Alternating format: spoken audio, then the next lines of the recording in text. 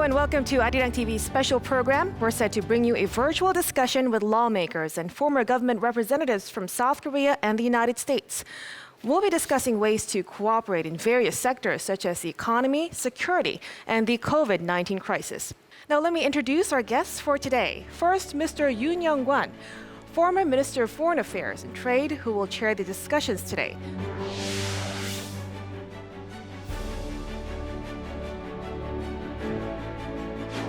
Now, we also have 6 members of the Democracy 4.0 in the studio with us. We have Mr. Do Jong-hwan,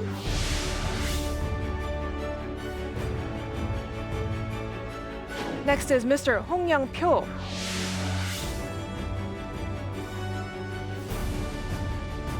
next is 3-term lawmaker Mr. Lee Kwang-jae,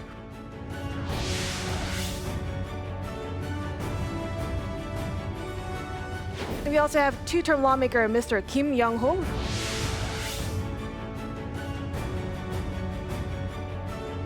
And we're also joined by 2-term lawmaker Mrs. Lee Jae-jung.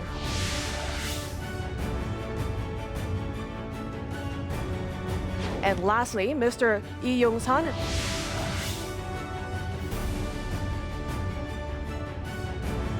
Now, if we take a look at the screen above, we also have special representatives from the United States joining us virtually. First, we have Mr. Gary Connolly.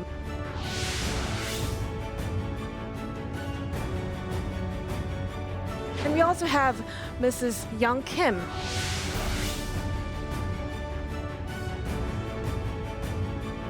Now, we're also accompanied by Mr. Joseph Yoon.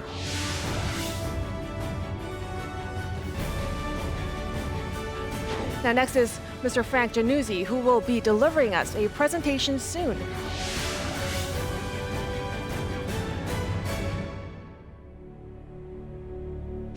Now, thank you all for joining us today. Now, before we officially begin, I would like to point out that we are also be joined by some 30 lawmakers from South Korea virtually throughout our discussions. 안녕하세요. 시간 내주셔서 감사합니다. Now, let us officially begin by listening to the opening address from the President of the Institute for Democracy 4.0, Mr. Do Jong-hwan. Mr. Do, please take the floor.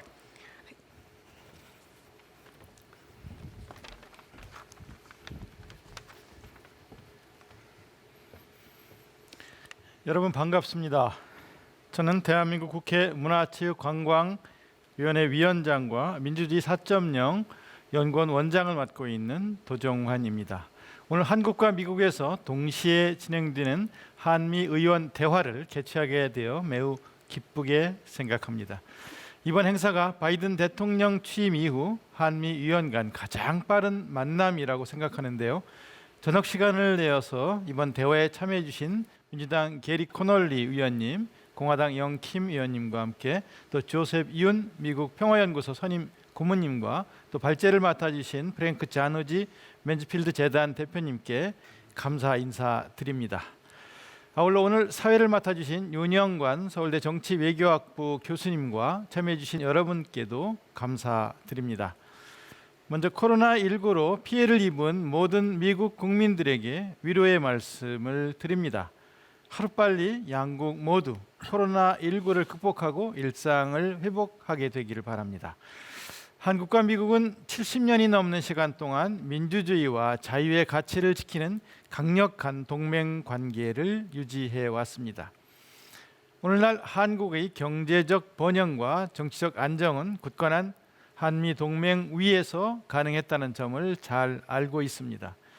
또한 한국과 미국은 자유무역 협정을 통해 상호 호혜적인 발전을 지속해왔고 한반도 평화를 지키기 위해 전시작전권 회수 등 군사적 협력에서도 많은 성과를 내왔습니다. 이제 한국과 미국은 새로운 시대를 맞게 되어 더욱 진일보한 관계를 만들어 나가야 합니다.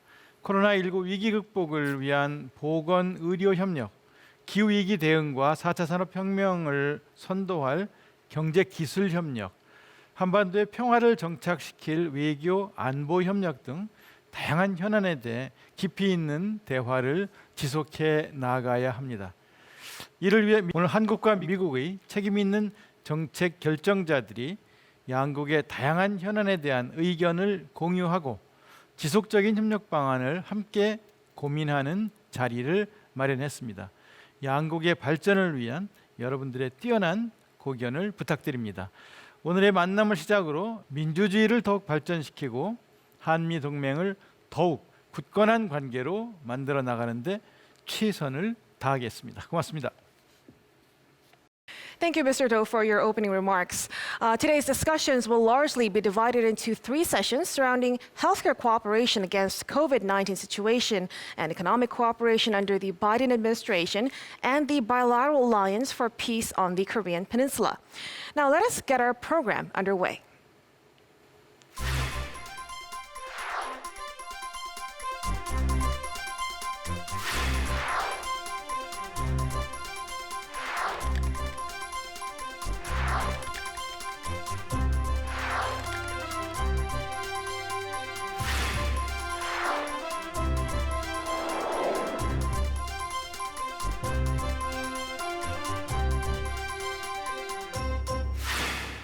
안녕하십니까. 오늘 토론의 진행을 맡은 윤영관 서울대학교 명예교수입니다.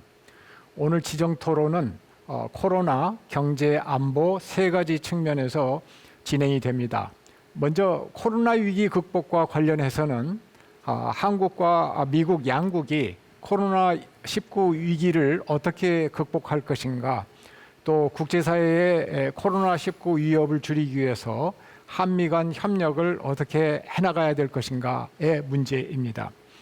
두 번째로 경제적인 측면에서는 빠르게 진행이 되고 있는 디지털 경제로의 전환과 기후위기의 도래라고 하는 큰 변화 속에서 미래 경제 발전을 위해서 한국과 미국 양국이 어떻게 협력할 것인가의 문제입니다. 마지막으로 안보 측면에서는 한반도의 항구적인 평화를 정착하기 위해서 한미 양국이 어떻게 협력을 할 것인가를 함께 논의해 보도록 하겠습니다. 먼저 게리 코널리 의원님께서 토론을 해주시겠습니다. I want to thank the Institute and the Korean National Assembly for hosting this virtual parliamentary exchange, and it's a great pleasure to be with you today. The U.S.-South Korea alliance is the linchpin of U.S. national security and stability in Northeast Asia. The alliance, forged in blood as it was, is central to advancing U.S. interests and engagement in the region. And it's based on shared commitments to democracy, free market economics, human rights, and the rule of law. Together, we promote stability in the Asia-Pacific region and strive for peace and ultimate stability on the Korea Peninsula. As co-chair of the Congressional Caucus in Korea, and as a senior member of the House Foreign Affairs Committee, I consider it my role to be a good steward of this alliance. I've visited South Korea many times, including in 2017 with my daughter. That trip included a visit to the demilitarized zone, which is a constant reminder of the unresolved status of the Korean War. The Korean Peninsula is a dangerous global flashpoint, posing considerable challenges for regional and international security, made all the more dangerous, of course, by the nuclear capabilities of the regime in the north. In 2018, as the rapporteur of the NATO Parliamentary Assembly's Political Committee, I authored a report on North Korea's security implications for NATO and argued for greater engagement by NATO and NATO allies on the Korean Peninsula. Trump's reality TV-style diplomacy was doomed to failure from the start. And his on-again, off-again approach to the North got us nowhere close to the goal of a denuclearized North Korea. In fact, at the ill-advised first meeting between the North Korea leader and the American president, those goals weren't even articulated, which I think was a huge, not only missed opportunity, but a wrong signal to send to North Korea. Substance and details matter when negotiating with a manipulative, erratic, and murderous dictator. When it comes to the critical issue of peace and security in the Korean Peninsula, the right approach is one that keeps our people and allies safe and is done in consultation and coordination with your government and Japan and other allies and partners in the region. To work as allies toward peace, our two governments must finalize expeditiously a new comprehensive burden-sharing agreement that fairly shares the costs of positioning U.S. forces in South Korea. The previous Special Measures Agreement expired well over a year ago, resulting in the temporary furlough of some 5,000 Korean workers on various U.S. military installations. I welcome the new U.S. administration's renewed efforts to conclude that agreement and further strengthen our alliance.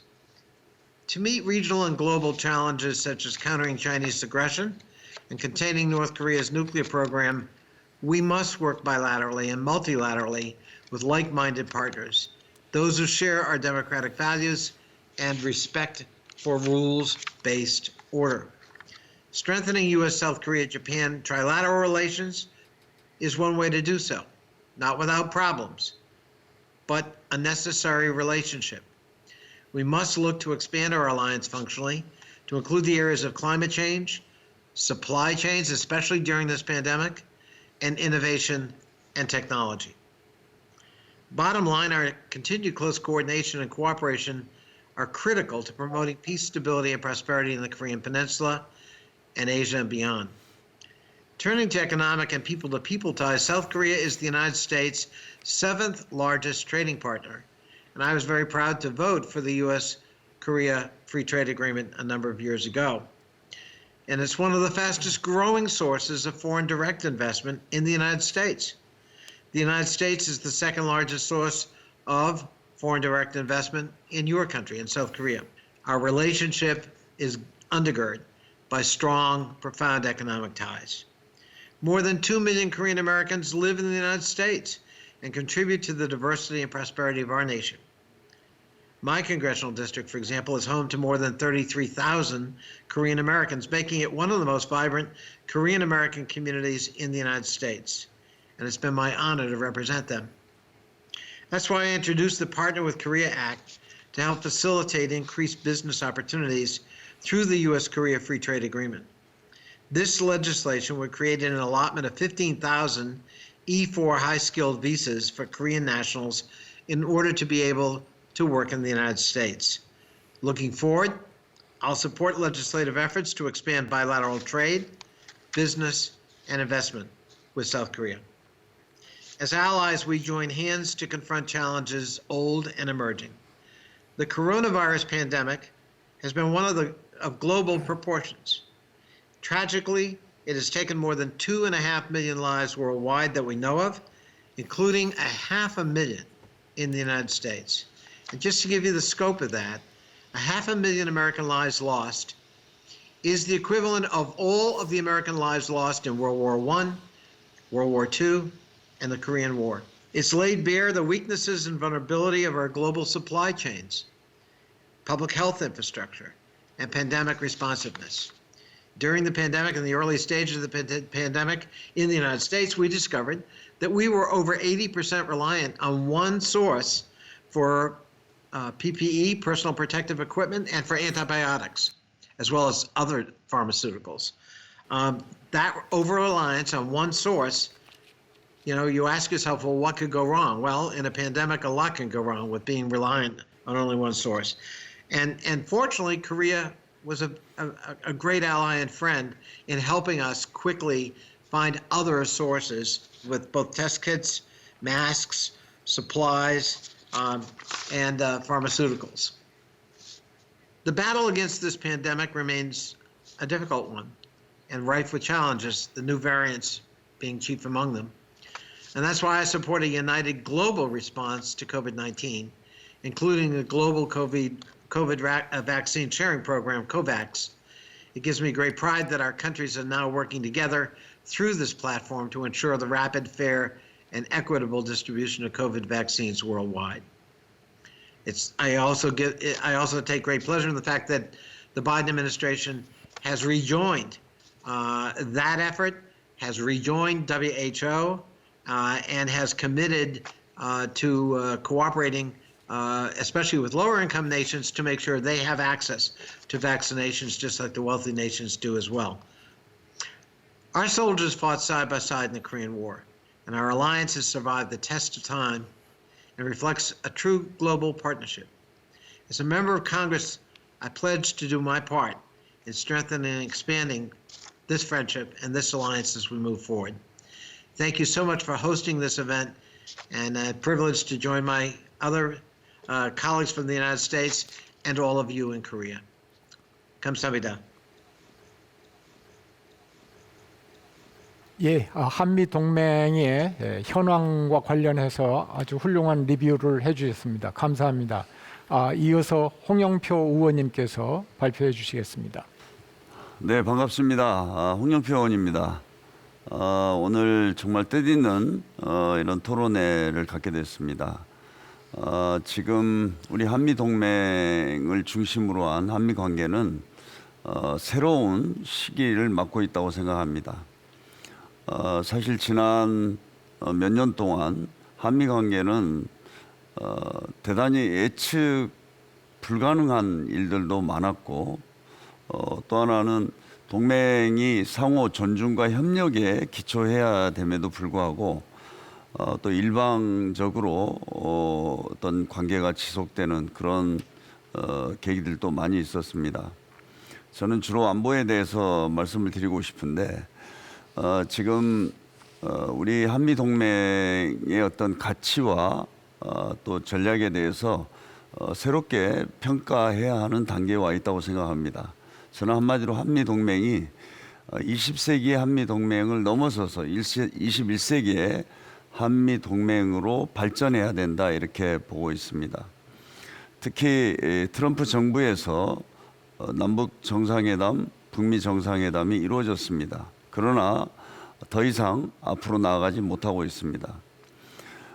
저는 얼마 전에 그 밥 우드워드의 레이지라는 책을 봤습니다. 2017년 6월부터 9월까지 북이 미사일 실험을 하고 6차 핵실험까지 하는 이런 상황에서 당시에 틸러슨 장관은 트럼프 대통령이 아침에 갑자기 이메일로 북을 공격하라는 명령을 내리면 내가 어떻게 해야 하는가라고 했다고 합니다.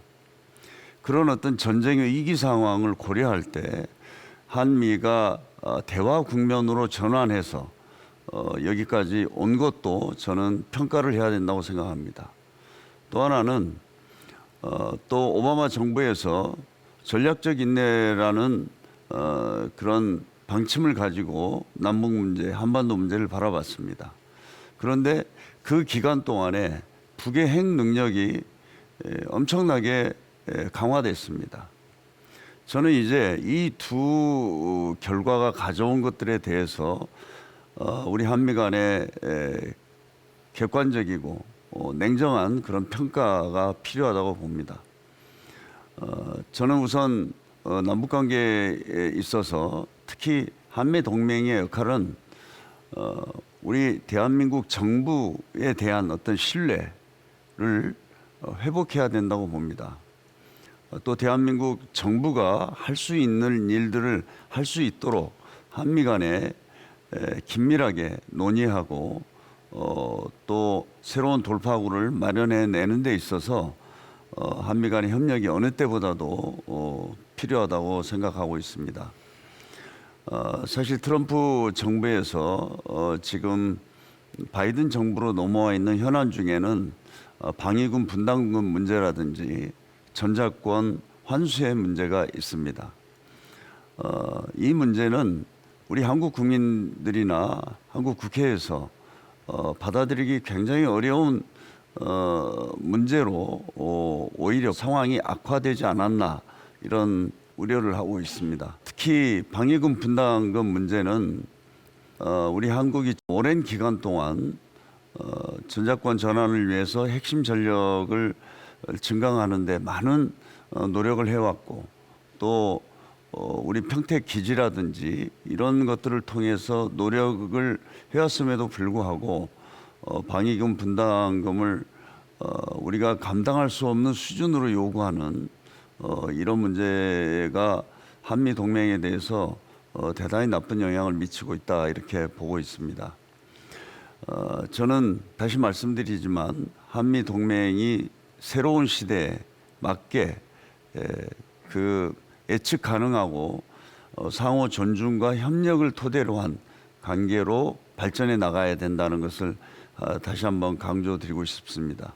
그 토대 위에서 우리 모두가 함께 직면하고 있는 코로나 위기 극복의 문제라든지 경제 협력의 문제도 더 앞으로 바이든 정부에서 진전시킬 수 있다 이렇게 보고 있습니다. 아무튼 한국과 미국 간에 민주당 정부가 함께 이렇게 일을 하게 된 거는 20년 만입니다. 특히 이 한반도 평화 문제에 있어서는 오랫동안 어떤 민주당의 어떤 정책이 우리와 함께 했었다는 것을 저희들은 잘 알고 있고 큰 기대를 가지고 있습니다. 바이든 대통령 시대에 한미 동맹이 새롭게 도약할 수 있는 그런 가능성이 있다는 것을 저희들이 잘 알고 있고 더욱더 많은 어떤 협력이 이루어지기를 바랍니다. 감사합니다. 안보 측면에 초점을 모아서 한미 동맹이 나아가야 될 방향에 대해서 잘 정리를 해주셨습니다. 이어서 미국의 영킴 의원님께서 발표를 해주시겠습니다. Thank you very much. I am delighted and honored to join in this U.S.-Korea legislative exchange program. You know, for the last 2+ decades, I've been fortunate to have had firsthand experience in strengthening our U.S.-ROK relationship, from being born in South Korea to working for the former House Foreign Affairs Committee Chairman Ed Royce for over 20 years. And I also had the opportunity to work closely with South Korea during this time on a wide range of issues, including past interparliamentary exchanges, of which I had the opportunity to participate in many of those. But in many ways, the issues that face our two nations today, it appears to be the same today. You know, we continue to work tirelessly to ensure the complete and irreversible denuclearization on the Korean Peninsula. And we still see egregious human rights violations occurring in North Korea, alongside the starvation and increasing global isolation of its people. However, we face a number of new challenges as well, such as the issue of burden sharing that's just been mentioned over the cost of hosting American troops on the peninsula. I'm greatly encouraged that both South Korea and the United States agree for the need to have an increased Korean contributions under the SMA framework, and pledge to work with our administration in ensuring a fair and equitable negotiation process to forge a path forward in providing for our collective security needs.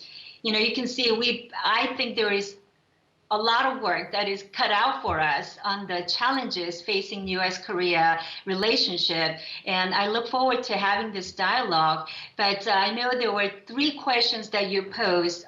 First, on the COVID-19 issue. So let me address that briefly. I think that was a great question that I've been happy to see how well South Korea has handled the COVID-19 pandemic within its borders, especially with its proximity to China early on.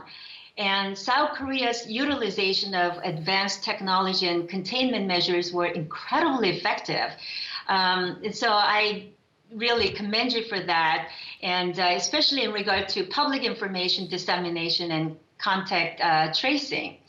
Even though we are now entering the vaccination stage of the pandemic, our nation and my home district in California continues to struggle with high caseloads and deaths due to COVID-19. You know, for the current pandemic and the ones that may come in the future, I believe our nation can learn a lot from South Korea's response. And I think this subject would work especially well as a vaccine dialogue exchange between our nation's legislators and leading public health experts. Back in my home district in California, I've seen firsthand how the pandemic has been impacting my neighbors and their livelihoods. So as we continue ramping up our vaccination campaign and eliminating the cases of local transmission, we have to start thinking about how we can get people back to work and small businesses back on their feet. So in Congress, I introduced a bipartisan bill to help small businesses get COVID-19 tests, PPE, and other supplies to safely reopen, and a bipartisan bill to expand mental health resources during the pandemic.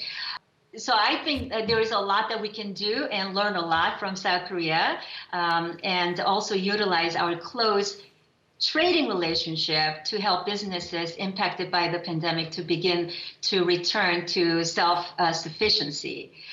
Quickly on the economy front, I think there is a big opportunity for U.S.-South Korea cooperation on tech trade, especially as our country looks to secure its critical supply chains and move certain resourcing out of unreliable countries. South Korea has established itself as a global leader on technological innovation and trade, something the United States has benefited greatly from, given our long-standing KORUS free trade agreement. I especially think that our tech relationship will become even more crucial as 5G continues to integrate further into our global information infrastructure and determine the data and information leaders of tomorrow. So I hope to work with my South Korean counterparts in facilitating the expansion of this trade relationship and cementing our shared status as a global leader in tech innovation and development. And I also think that the establishment of the Inter-Korean Liaison Office was a bright spot in the United States and South Korea working together to bring North Korea into increased economic cooperation with the world in a constructive way. Although the cooperation was short-lived, I hope that we can see a return to these kinds of collaborative efforts. Perhaps the U.S. and South Korea could also look beyond North Korea to focus on international development projects in developing nations globally as a way to share our expertise with nations who could then benefit our consumers and producers with a more advanced trade relationship. These are just few of the areas in which I see the U.S.-South Korea as having incredible potential for economic cooperation. And lastly, you wanted us to address the national security issues. If one thing is certain on dealing with North Korea, it's that both of our countries must act in unison. If there is any daylight between our governments in our actions, North Korea will immediately explode it for their gain and leave our alliance worse off. So any approach to North Korea must lead with an emphasis of complete denuclearization and respecting human rights. These are non-negotiable items for our societies. And in order for North Korea to integrate itself back into the international community, they must meet the requirements we would maintain for any responsible world power. One area where I believe our legislatures can cooperate effectively is on the topic of human rights in North Korea. Just as with verifiable denuclearization, North Korea must demonstrate visible and verifiable progress towards improving its domestic human rights situation before we begin any negotiation on sanctions relief or offer peace and concessions.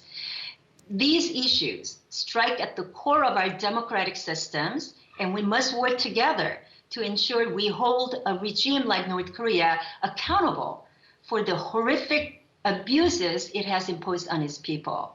You know, I think our early step on our side can take is the appointment of a special envoy for North Korea human rights issues. This is a position, as you know, it's been vacant since 2017.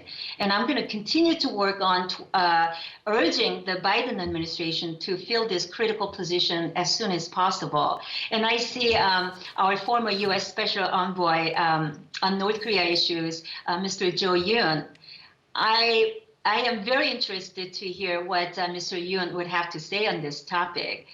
To that end, we should privately encourage small steps now by North Korea to demonstrate its commitment to dealing with our nations, including family reunification and pausing further nuclear test and development.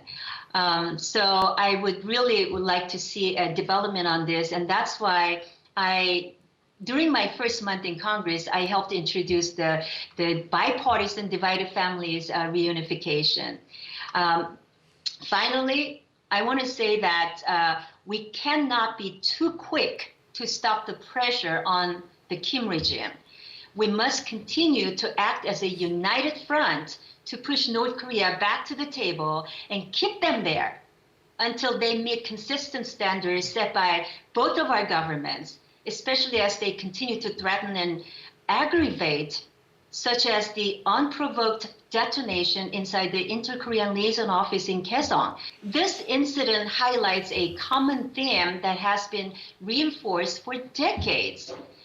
Our approach towards North Korea must come from a unified and coordinated United States ROK front, and further recognize that North Korea will not come to the table to deal unless it must. On that issue, the US and South Korea must act as one. And I believe this interparliamentary coordination is key for that. Thank you for having me. 예, 감사합니다. 이 한미 동맹 간의 기술 협력의 필요성, 또 방역 협력, 또 이 북한 문제와 관련해서 한미가 어떻게 협력해 나가야 될지에 대해서 발표를 해주셨습니다. 이어서 조셉 윤 대표님께서 발표를 해주시겠습니다. Thank you very much, Minister Yoon. It's good to be with you and parliamentarians here. It's a real honor for me to especially to be with Representative Connolly and Representative Kim.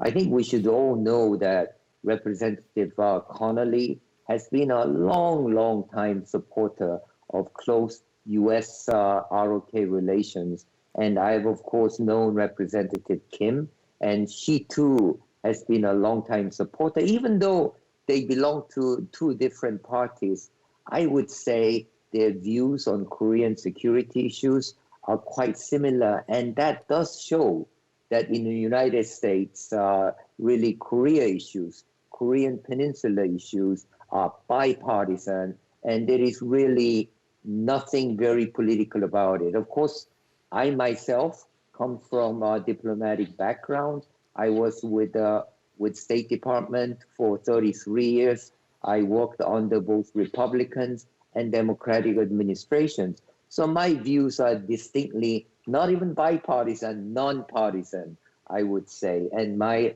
last assignment, as Representative Kim mentioned, was to be the U.S. Special Representative for North Korea policy. I served there between 2016 and 2018. So from the end of Obama administration to about first 18 months of Trump administration.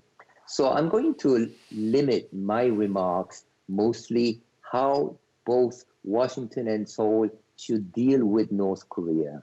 And right now, what we are faced with is we're waiting for Biden administration to make clear what its North Korea policy will be. So I think it is really up to Biden administration to come up with a North Korea policy that allies like South Korea, Japan, and others can sign on to. I would say that, of course, Kim Jong-un and North Korea, more than anyone else, is waiting to see what that policy looks like. There is a Korean saying that when you put on a shirt, you have to get the first button right.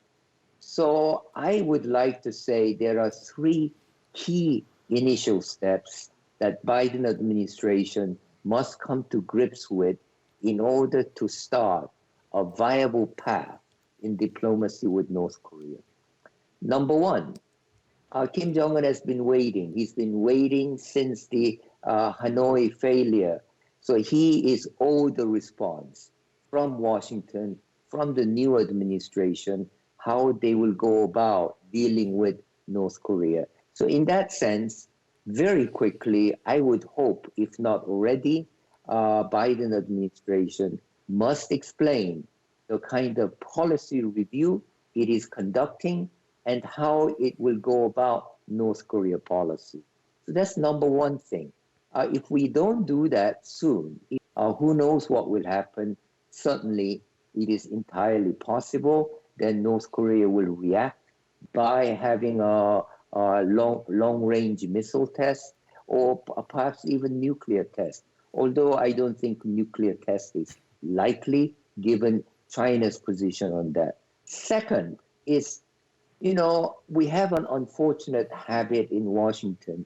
Whenever there is a change in administration, we tend to throw away many things the previous administration has done.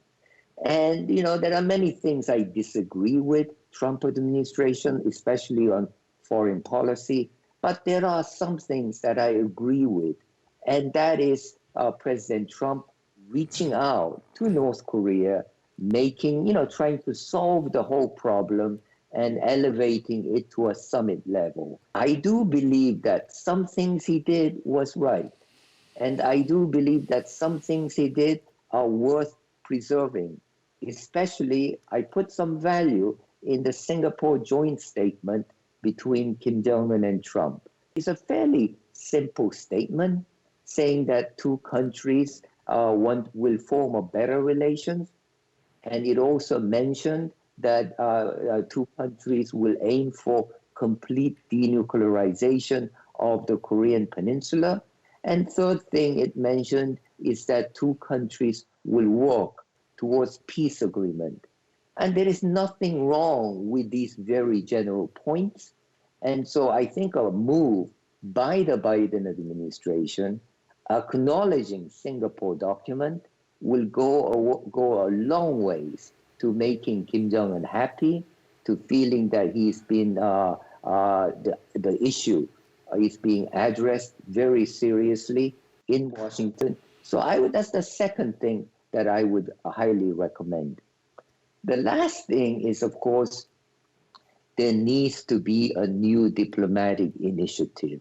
There needs to be a diplomatic initiative based on realistic assessment. Now, we all want complete denuclearization of North Korea as soon as possible, if not immediately. But the reality is that's not going to happen. So initially, this issue is about managing North Korea. Initially, it is about taking small steps to get there, maybe many years down the road. And if you accept that, then we need to establish a diplomatic process. How do we meet? How often do we meet? What is the agenda? So for me, getting the first button right includes how do we set up a process. And I think if the two countries are successful at setting up this process, tensions will go down. What worried me most when I was working in this issue is that whenever tensions go up, the likelihood of a military accident becomes greater and greater. So until we make genuine progress, we must make sure tensions are down. So those are the three initial steps. Now, unfortunately, in Washington, where I work, especially the Biden administration, have a much higher priority issue. We've heard everyone talk about COVID. Certainly, that's one of them. Domestic economic recovery is another. And certainly, even in foreign policy, higher priority is given to issues like China. the Middle East, and of course, daily crisis we have to deal with. But on the other hand, I know the people who are dealing with these issues. I've worked a lot with Tony Blinken, the new Secretary of State. I know Wendy Sherman, who has worked on North Korea issues since the agreed framework days in the 90s. And of course, there is Kurt Campbell, who was my immediate boss in 2010 to 2012. And so I know them, and they are very capable. They know North Korea. They know East Asia. So I have plenty of faith in them. So I would like to think that if these initial steps are taken, then I think we have a chance at establishing a diplomatic process which will be lasting. But if you ask me, can we see progress very soon? That is unlikely, so we still have to be patient. Well, thank you very much, Minister Yoon. 네, 감사합니다. 바이든 행정부가 북한 비핵화 문제를 어떻게 다루어 나가야 될지 세 가지 중요한 사항을 지적해 주셨습니다. 이어서 이재정 의원님께서 발표해 주시겠습니다. 네, 너무 반갑습니다. 우리 조셉 윤 선임 고문님, 그리고 우리 프랭크 자누치 대표님, 늘 해안과 지혜를 가지고 한반도 문제 그리고 글로벌 안보, 국제 안보를 위해서 의견 내주시고 소통해 주셔서 정말 든든하고 앞으로도 많이 기대하고 있습니다. 그리고 우리 게리 코널리 의원님, 그리고 영킴 의원님, 두 분이 미 연방 하원 117대 의원으로 활동하시면서 새로운 리더십 보여드릴 수 있게 된 점 저도 기쁘게 생각하고 다시 한번 축하드립니다. 특히 코널리 의원님 같은 경우는 북미 이산가족 상봉에 대해서 오랜 동안 관심을 가져오셨고 이번에도 법안을 발의를 해주신 걸로 알고 있습니다.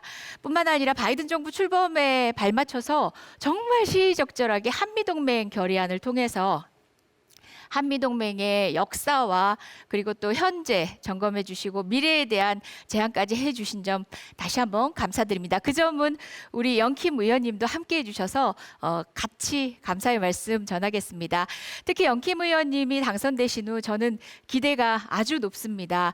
유엔 안보리 1325 결의안, 다시 말해서 분쟁 지역에서의 여성의 피해를 우리가 관심을 집중을 하고 그리고 또 평화 구축 과정에서의 여성 참여, 여성의 리더십을 주목해서 바라보는 유엔 안보리 1325에 기인한 양국 여성 의원들 간의 협력 그리고 우리의 리더십이 제대로 발현될 수 있도록 노력한 일에 관심이 많습니다.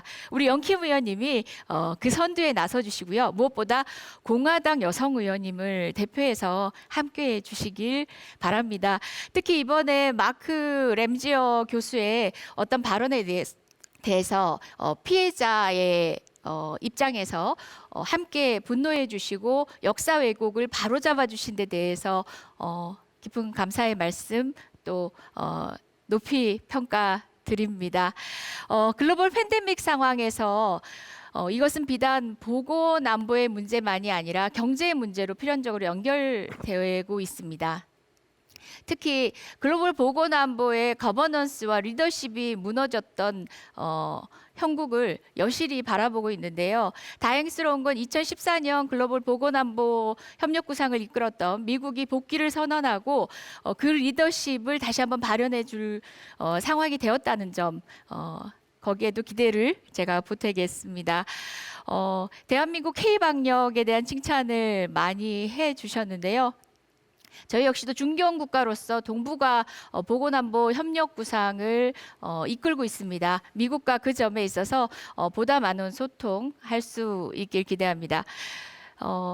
경제와 떨어질래야 떨어질 수 없고 결국 코로나 상황 때문이 아니라 경제적 문제로 많은 시민들이 고통을 받고 그것으로 인해서 재기가 어렵지 않나라는 절망의 목소리들도 높습니다. 하지만 위기가 기회라는 다소 상투적인 말이긴 합니다만은 그 안에서 새로운 진보, 새로운 혁신을 꿈꾸는 것은 한미 모두가 공이 같다는 생각입니다. 한국은 지금 1930년의 뉴딜 정책에서 착안을 한 다시 한번 일어서는 데 있어서의 뉴딜을 꿈꾸고 있습니다. 그 뉴딜에는 두 가지가 핵심입니다. 그린 뉴딜과 디지털 뉴딜입니다. 이것은 지금 미국 정부, 바이든 정부가 표방한 디지털 혁신과 그리고 또 탄소 제로 정책과도 맞닿아 있습니다. 그 역시도 한미 간 긴밀한 소통을 통해서 글로벌 기술 혁신과 그리고 또 새로운 기술 표준 등의 기술 파트너십 이룰 수 있기를 바랍니다. 한반도 평화에 대한 얘기를 해야 할 것 같습니다. 3번의 남북 정상회담과 2번의 북미 정상회담 평가는 다양합니다. 하지만 분명한 것은 2017년 전쟁 위기를 넘어섰다는 것입니다. 그것만큼은 어느 누구도 부인할 수 없다는 점입니다. 그렇지만 아쉬운 점이 참으로 많습니다. 그간의 남북 관계 그리고 북미 관계의 흐름을 역사적으로 살펴보면 두 가지의 문제가 있었던 것 같습니다. 먼저 정부가 출범한 이래 초기에는 강경 대응 그리고 또 제재 위주의 정책으로 흐르다가 중반기 이후 2기 정부에 이르러서야 비로소 대화와 협상에 나섰다는 점입니다. 그렇기 때문에 그 부분들이 결과로 이어지지 못하고 아까 조셉윤 선임고문께서 지적하셨듯이 정부가 바뀌면서 또다시 전임 정부의 업적을 지우는 방식으로 외교의 연속성이 이루어지지 못했습니다. 저는 이 지점을 사실상 두 번째 문제를 지적하는 것과 동시에 두 번째 문제로서 대안을 말씀드리려고 하는데요. 여기 두 의원님, 민주당, 공화당을 대표해서 나오신 바로 두 의원님 역할이 중요하십니다. 미국 정부의 약속이 아니라 의회의 약속과 신뢰가 되어야 된다는 생각입니다. 사실 미국은 냉전 이후에 세계 질서를 이끌어가면서 그 리더십의 기반에는 바로 의회가 있었습니다. 이런 의회의 결단과 리더십이 사실상 정부가 바텀업인지 탑다운인지 하는 그런 기술적인 영역을 넘어선 힘을 가지는 것입니다. 저는 이런 외교에 있어서 의원 외교 그리고 또 수많은 공공 외교, 정책 외교를 통해서 우리가 소통하고 구축할 수 있는 충분한 가능성이 있는 영역이라고 생각합니다. 우리 코너리 의원님께서 그간 관심을 가져오셨던 이산가족 문제에 함께 하셨던 의원으로 알고 있습니다. 브래드 셔먼 의원을 정말 우연한 기회에 함께해서 소통을 할 기회가 있었습니다. 미리 일정이 잡힌 것도 아니었고요. 우연하게 마주한 그 자리에서 북미 이산가족 상봉, 남북 이산가족 상봉도 지금 굉장히 어려운 상황에 놓여 있는데요. 가족도 만나지 못한 채 이제 세상을 등지고 있는 수많은 이산가족들의 염원을 해소하기 위해서는 한반도 평화에 대한 궁극적인 해결이 우선되어야 한다는 점에 브래드 셔먼 의원께서 동의를 해주셨고, 그래서 발빠르고 긴밀하게 협의를 해서 기억하실지 모르겠습니다만은 116대 국회에서 국방수권법 부대 의견으로 한반도 70년 된 전쟁을 종식시키지 못하고 여전히 전쟁 중인 한반도 종전선언 결의안의 내용과 동일한 내용이 미하원을 그것도 여야가 전원 동의를 해서 통과하게 되었습니다. 그처럼 한반도 평화의 문제, 한반도 비핵화의 문제는 궁극적인 해결을 위한 긴 안목이 필요합니다. 전쟁 참여에 대한 얘기를 우리 의원님께서 해주셨는데, 코널리 의원님께서도 해주셨는데요. 그 전쟁이 여전하다는 점입니다. 바이든 행정부 들어서 여러 인선들이 있었는데요. 정부 여러 요직들의 사실상 그간의 공공외교와 의원외교를 통해서 소통했던 많은 분들이 일꾼으로 들어가셨습니다. 겉으로 보이기에는 바이든 정부가 선택할 의제와 문재인 정부가 선택할 의제들의 어떤 차이가 있을지에 많이들 주목하고 있지만, 그간 꾸준히 소통해왔던, 일상적으로 우리가 공감해왔던 가치와 그리고 또 미래 비전에 대한 우리의 의지들은 반드시 한미 동맹의 새로운 모습을 통해서 한반도 평화의 문제 그리고 글로벌 안보의 문제를 리드할 수 있다고 저는 확신합니다. 여기 계신 두 의원님들 빨리 코로나 상황이 극복돼서 직접 대면하고 더 많은 지혜를 나눌 수 있는 기회 조속히 갖기를 기원합니다. 고맙습니다. 네, 감사합니다. 특히 그 미국 의회의 협력에 대해서 많은 그 당부를 해주신 좋은 말씀에 감사드립니다. 이어서 김용호 의원님께서 발표해 주시겠습니다. 네, 반갑습니다. 더불어민주당 국회의원 김용호입니다. 저는 오늘 이 자리에서 한미 동맹과 대북 관계에 대한 저의 입장을 간단히 말씀드리려 합니다. 지금 바이든 미 행정부가 대북 정책의 새로운 틀을 구상하고 있는 중대한 시점인데요. 한반도 평화 공조를 위해 한미 양국 의원들이 모여 심도 있는 대화를 나눌 수 있는 기회가 마련돼서 매우 기쁘게 생각합니다. 미 대선 레이스가 한창이던 지난 2020년도 10월 바이든 대통령이 한국의 한 언론사 기고에서 한 발언이 기억에 남습니다. 가장 공감이 갔던 말은 원칙에 입각한 외교로 비핵화한 북한과 통일된 한반도를 향해 계속 나가겠다고 한 대목입니다. 이 자리에 계신 모든 분들께서 비슷한 생각을 갖고 계실 줄 알고 있습니다. 원칙 있는 외교를 가동해서 북한 비핵화라는 우리의 공동 목표를 이루려면 우선 대화를 다시 되살리는 일이 시급한데 상황이 그리 녹록지는 않아 보입니다. 새 벽두부터 핵무력 고도화를 선언하고 나선 북한이 순수히 대화에 나설 것 같지 않아 보이기 때문입니다. 꽉 막힌 대화의 창을 다시 열어 젖히려면 대체 어디서부터 시작되어야 될지 답이 사실 잘 보이지는 않습니다. 하지만 쉽지는 않아도 답이 아예 없어 보이지는 또 않습니다.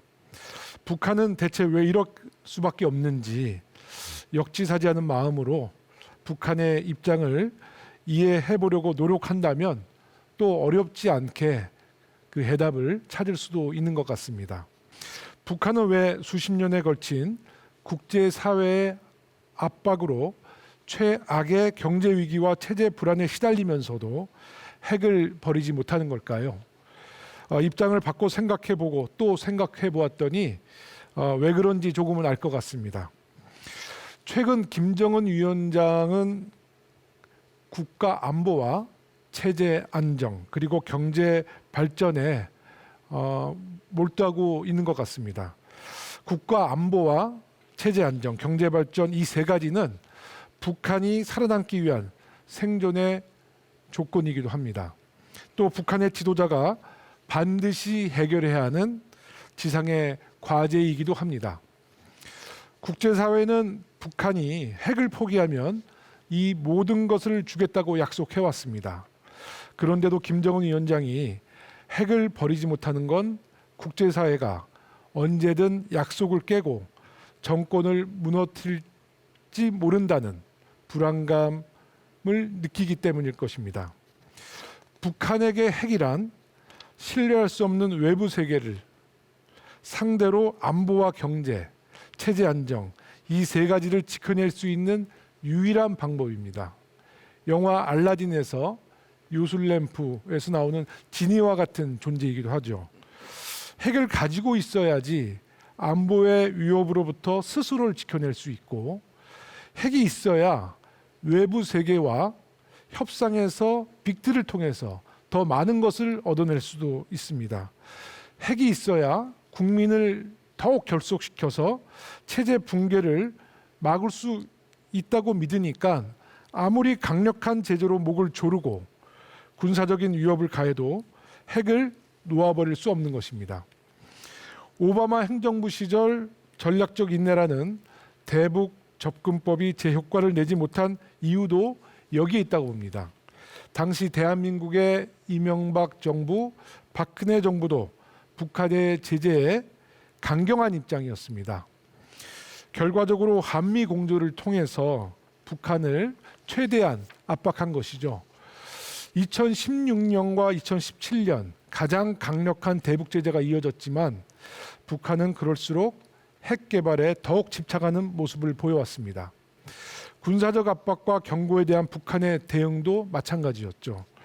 북한이 먼저 항복하기를 바라면서 무조건 적대하고 압박하는 것은 북한이 핵을 포기할 수 없는 이유만 더 강화시켜주는 결과로 이어졌다는 걸 우리는 확실히 알게 되었습니다. 그러니 이제 이런 북한을 상대하려면 발상을 전환할 필요가 있습니다. 핵을 갖지 않아도 체제를 지키고 경제 위기를 타개할 수 있다는 확신을 북한이 갖게 된다면 생각이 좀 달라지지 않을까요? 미국의 역할이 중요하다고 생각합니다. 미국은 더 이상 북한의 위협의 대상이 아니다. 미국과 북한은 친구가 될 수 있다. 이런 의지를 보여주고 체제에 대한 불안 심리부터 제거시켜 줄 수 있다면 북한은 핵에 대한 집착을 풀고 대화의 장으로 나올 용기를 낼 수 있을 것이라고 생각합니다. 핵이 북한의 안보와 경제 발전 그리고 체제 유지에 걸림돌이 된다고 인식할 때 그때서야 다른 사회주의 국가처럼 북한도 개혁 개방에 나설 수 있을 것이라고 생각합니다. 바이든 대통령이 후보 시절 언급해왔던 단계적 접근법이나 문재인 대통령이 제안한 종전선언 등 그동안 제기된 좋은 방안들은 얼마든지 있습니다. 어떤 선택이 가장 효과적일지는 좀 더 따져봐야겠지만 핵심은 신뢰의 조건을 먼저 만들어야만 꽉 막힌 대화의 창이 다시 열릴 수 있다는 것입니다. 미국이 먼저 북한과 친구가 될 수 있다는 시그널을 주고 북한 역시 핵실험과 미사일 시험을 중단하는 것으로 호응한다면 대화의 창은 어렵지 않게 열릴 수 있다고 생각합니다. 물론 한미 모두가 북한이 정말 비핵화의 의지를 가지고 있느냐에 대한 의심이 아직 거치지 않은 것은 사실입니다. 하지만 지난 몇 년간 북미 간에 이루어진 역사적인 만남들 속에서 우리는 김정은 위원장의 속마음을 엿볼 수 있는 기회가 있었고 이를 통해 우리는 새로운 가능성을 확인한 바 있습니다. 김정은 위원장은 적어도 할아버지 김일성 주석이나 아버지 김정일 위원장보다는 훨씬 개방적이고 또 보통국가를 지향하는 젊은 지도자의 열망이 확고한 것으로 보입니다. 김정은 위원장의 이런 열망은 아직 변하지 않았다고 생각합니다. 이것이 바로 아직도 유효한 비핵화 협상의 동력이 될 수 있다고 생각합니다.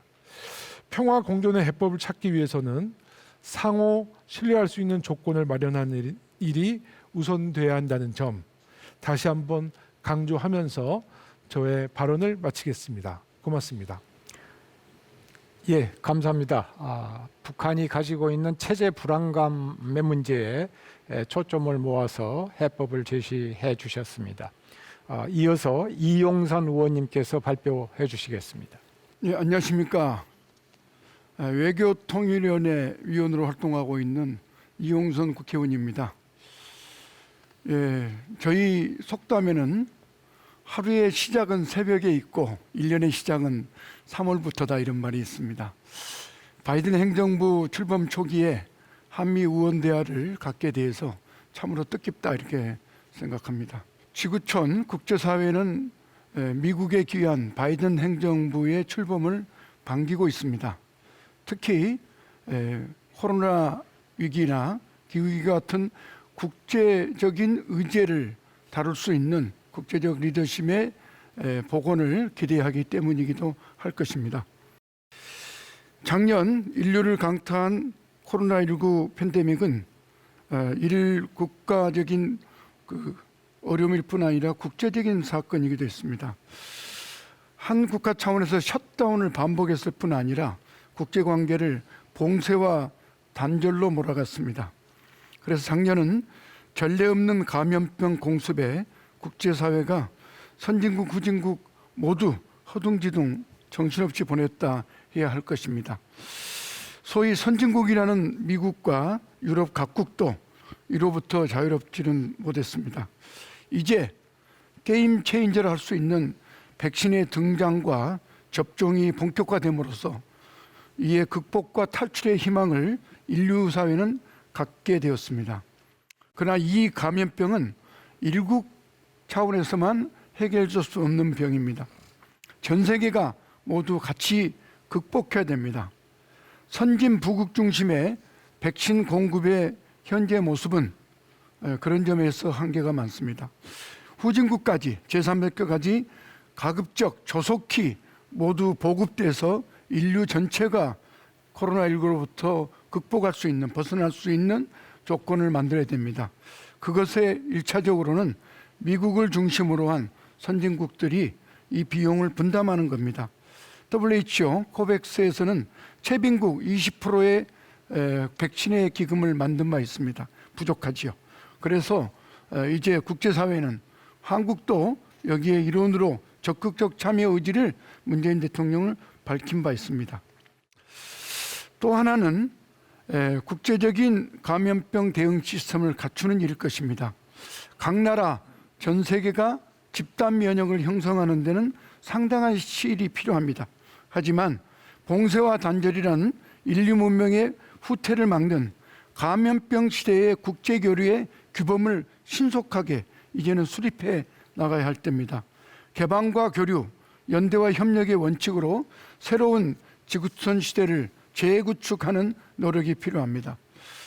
올 6월 영국에서 개최될 예정인 G7 회의를 비롯한 국제회의를 통해서 새로운 이런 국제 교류 기준들을 또 대응 시스템들을 만들어 나가는데 한국과 미국이 지도적인 역할을 같이 해나갈 필요가 있다, 이렇게 생각합니다.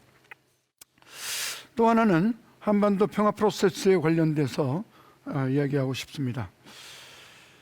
한반도 평화 프로세스가 바이든 행정부의 출범으로 다시 도약할 준비를 하고 있습니다. 페리 프로세스나 이란 핵 합의의 적용과 현재의 북한의 핵미사일 능력은 비교하기 어려울 정도로 차이가 큽니다. 그렇지만 그 해결의 원칙과 방향은 여전히 유효하다 할 수 있습니다.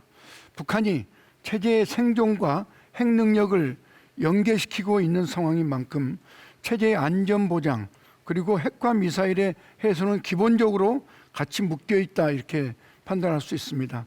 단 그 과정과 단계가 더욱 복잡해졌고 때문에 시간과 절차가 더 길어질 수는 있겠습니다만 그 해법의 틀은 기본적으로 같다, 이렇게 생각할 수 있습니다. 클린턴 행정부의 2000년 조미 공동 커뮤니케나 지난 18년에 트럼프 정부의 싱가포르 선언의 그 기본 정신과 기조는 기본적으로 같습니다.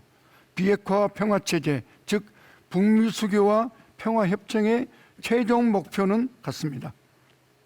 그래서 이제 불발된 하노이 회담의 한계를 넘어서서 중간 단계마다의 스몰 딜, 또 적절한 이너프 딜을 설계해서 이행 과정들을 분명히 해나가야 할 때입니다. 중간 단계의 핵미사일 감축과 검증, 보상과 그 미이행 시에 스냅백과 같은 조건을 붙인 단계적이고 점진적인 접근 전략을 한미 간의 긴밀한 소통과 협력으로 상세하고 구체적으로 만들어 나가야 될 때입니다. 이것은 한미 정상 간의 조속히 포괄적 대북 협상 전략을 공동으로 만들어 나가자는 기합의도 있었고, 모처럼 한국과 미국 간에는 공동의 민주당 정부가 출범해서 이제 멋진 케미를 보여줘야 할 때가 되었다고 생각합니다. 이제 모범적인 한미 간의 협력을 통해 한반도 평화의 새로운 새로운 계기를 만들어 나갈 수 있다, 이렇게 보여집니다. 이 과정에 한국과 미국의 의원 여러분들의 협력을 통해서 이건 더욱더 굳건하게 만들어 나가는 것이 필요하다고 생각합니다. 이런 과정에 먼저 지금 북한의 인도적 위기에 대한 관심도 저희가 가질 필요가 있겠다, 이런 말씀을 드리겠습니다. 유엔의 가혹한 제재가 북한 주민들의 삶을 매우 힘들게 하고 있는 것도 현실입니다. 북중무역은 최근 2년간 80% 이상 축소되었습니다. 작년에 북한의 생산의 규모와 주민들의 수입은 25% 정도 줄었다는 통계가 최근 발표된 바 있습니다. 즉 코로나 팬데믹, 풍수해, 경제난, 제재 등 3중고로 인해 북한의 식량과 보건 등 주민들의 인도적 위기가 매우 심각한 상황입니다. 그래서 보건의료나 식량 비료 같은 인도적 지원에 관련돼서는 우리의 보다 적극적 포용적 자세와 태도가 필요하다 이렇게 생각합니다. 이것은 남북관계 개선으로 이어질 것이고 북미 간의 비핵화 협상에도 긍정적으로 작용해 나갈 것이다 이렇게 생각합니다. 북미 관계와 대북 북미 협상의 선순환 구조를 만들어 나갈 수 있도록 한미 의원 여러분들의 관심과 협력이 매우 필요합니다.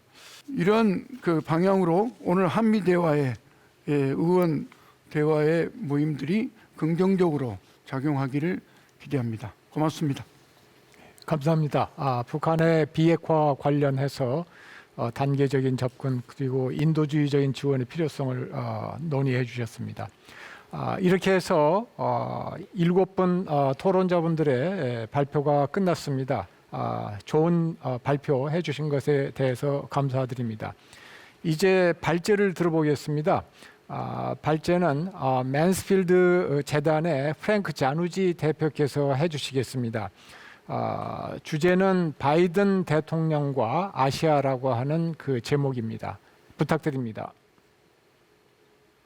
Thanks so much. It's my great honor to join such a robust group, and I want to extend my special greetings to Representative Connolly and Representative Young Kim.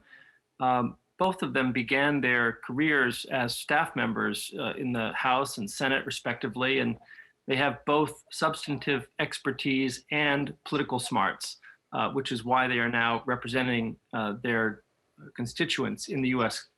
Congress. And I also want to say at the outset that since those two members of Congress and Ambassador Yoon and the distinguished members of the Korean Assembly have already presented all of the views about the Korean Peninsula in great detail, I want to focus when I discuss the Biden administration's approach on the person of Joe Biden. Ambassador Joseph Yoon has spoken eloquently to the three tasks that are in front of the Biden administration, signaling to the North a willingness to engage, reaffirming the fundamental commitments embodied in the Singapore joint statement, but also as has been mentioned, reinforcing the commitment to the Jo Myung-nok Clinton joint statement, as well as the six-party talks September joint statement.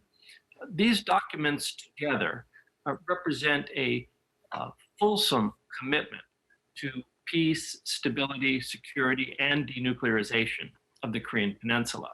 And they really need to be taken as an ensemble and not separated into pieces, parts.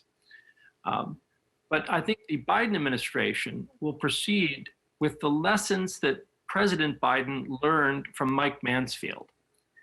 And there were two lessons that Mike Mansfield, as Senate Majority Leader, I think was most eager to impart on the young Senator Joe Biden from Delaware.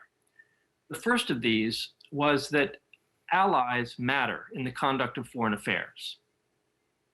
Mike Mansfield, who went on to serve as ambassador to Japan for 11 years, knew the value of allies in the conduct of foreign policy, and that even though America back in the 1970s and 80s enjoyed a great predominance of economic and military power in the world, Mike Mansfield knew that there was nothing that we could do alone, that we couldn't do better in the company of allied nations who share our values and interests. And the second lesson that Mike Mansfield really drove home in the young Senator Joe Biden was the importance of working across the aisle.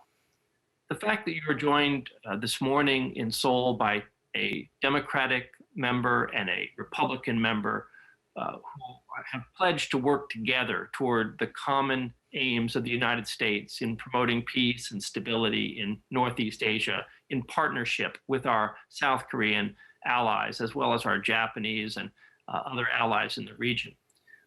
reflects this spirit of bipartisanship that is essential in the conduct of foreign policy. Because when we are not united, either as a nation or as an alliance, then you can bet that our adversaries will take note of it and do everything in their power to exploit those divisions. So these two lessons are animating Joe Biden as he considers how to build back better the US-ROK alliance, working with allies and allowing allies, not just allowing them, but expecting them to lead in some areas and to shoulder their fair share of the burdens of international affairs in those other areas where the United States may be in the lead. So Joe Biden is going to approach the US-ROK alliance with that spirit. It's about pursuing our common interests both on the peninsula and globally. And we're not going to get anything done if we don't have some patience on the Korean Peninsula. Here I will offer up some defense of President Obama's strategic patience approach. It's always strange for me to hear patience used as something that someone should be criticized for. I think that North Korea cannot be successfully dealt with without a lot of patience. But what we must never allow to have happen is that our patience somehow turns into neglect, or that our patience turns into acceptance of the status quo.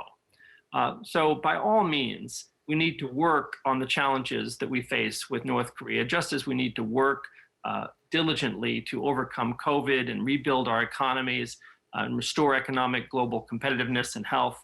But we are going to need some patience too. And I predict to you that a lot of patience is going to be required in the years ahead before we can accomplish the goal of bringing lasting peace and security to the Korean Peninsula. Senator Biden took an unusual step in his campaign. He actually published in Yonhap. Maybe my Korean friends don't realize how rare it is for a American candidate for president to take the time to publish for a foreign audience. But by appearing in the Yonhap and by expressing his views about the Korean Peninsula, President Biden was giving an early signal, both to the people of South Korea and to the people of North Korea, that he was going to pay attention to the situation on the Korean Peninsula. So I want to just briefly close out my remarks by describing what that situation is. And I have 5 slides that I would like to share with you to just illustrate a couple of dimensions of the North Korean problem. And if I could ask for the first slide to be shared. Representative Young Kim talked about the importance of human rights in North Korea. This slide, a famous satellite view of the Korean Peninsula, illustrates what we're dealing with a nation that is so backward that for much of the country, electric power is scarce and life exists from one hardship to another. And I share Representative Kim's commitment to addressing the human dimensions to the Korean Peninsula challenge. And I would just urge her and all of us to think about this problem in all of its complexity. Representative Kim correctly underscored the human rights violations of the North. And we've also heard this morning from representatives from South Korea underscoring the human vulnerability of the people in the North. And we need to address both. So I think we need to elevate the human dimension of the Korean Peninsula, addressing not only the human rights concerns that we have about mistreatment and abuse of the North Korean system of its own citizens, but also to address the vulnerability of those citizens to public health crises, malnutrition, lack of education, public health. If we do not address the human dimension of the peninsula, we cannot successfully solve the second dimension. Next slide, please. Which is, of course, the nuclear dimension. We wouldn't be as concerned as we are about the situation in North Korea if it were not for North Korea's possession of nuclear weapons. It has animated the US diplomacy toward the peninsula for the better part of 40 years. But I believe strongly that the Biden administration recognizes that the nuclear issue cannot be solved on its own. It can only be solved in its overall situation, which involves peace and security. Next slide, please. That nuclear dimension is one that I know very well. And if you look carefully at the slide in the back, I'm trailing along behind Dr. Siegfried Hecker in 2004 at the first glimpse that Americans had of the plutonium that North Korea had actually produced at the Yongbyon reactor. It's not that this issue is unimportant. It's only that you cannot convince North Korea to abandon its one security card without offering a viable alternative method of North Korea feeling secure as a member of the global community. We do have to put ourselves in the North Korean shoes, as one of the speakers this morning already pointed out. Next slide, please. There's a missile dimension to this problem. I think maybe for the Korean people, this dimension can sometimes be overlooked, if only because the people of Seoul live within artillery range of North Korea. So the missile threat has not, to my mind, significantly altered the security equation as understood by many, many friends in South Korea. But the missile threat does animate regional partners, China, Japan. And of course, as those missiles extend their reach and pose a direct threat to the United States, it has animated the discussion in the United States as well. So we mustn't overlook it. Next slide, please. The only way to address the problem is through diplomacy. President Trump wasn't wrong to reach out to Chairman Kim. He was just wrong in how he went about it.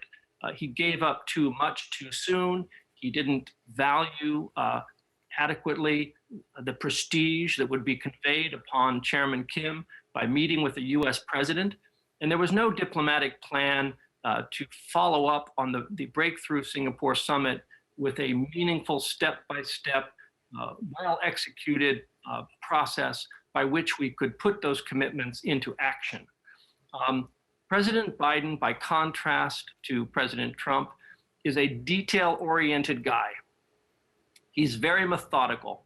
He takes briefings, he plans carefully, and he executes his plans. And so if there's to be a high-level outreach to the North, I can assure you that it will be well coordinated, well planned, and carefully coordinated first with Seoul.